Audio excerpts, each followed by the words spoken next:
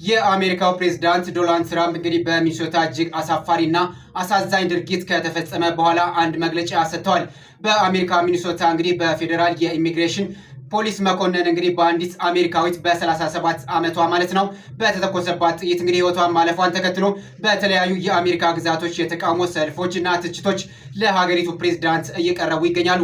የአሜሪካው ፕሬዝዳንት ዶናልድ ትራምፕም ለዚህ ምላሽ ይሆናል ያሉትን አንድ መግለጫ አጋርተዋል። በመግለጫውም እንግዲህ በአሜሪካ በሚኒሶታም በተለይም በአንድ አካባቢ ላይ የሶማሌ ዜግነት ያላቸው ግለሰቦች እንግዲህ ከፍተኛ የዝርፊያ ወንጀል እየፈጸሙ ነው። ስለዚህ እያንዳንዱ ሶማሌ ለቅመን ከሀገራችን ማስወጣት አለብን ብለን ነው ይህንን ስምሪት የሰጠነው።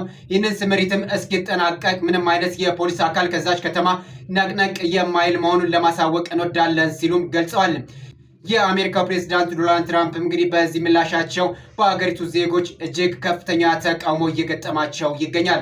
የ37 ዓመቷ አሜሪካዊት በጠራራ ፀሐይ በመሃል አደባባይ ላይ እንግዲህ በሀገሪቱ ፖሊስ ኃይል በተተኮሰባት ጥይት ህይወቷ ማለፍ ችሏል።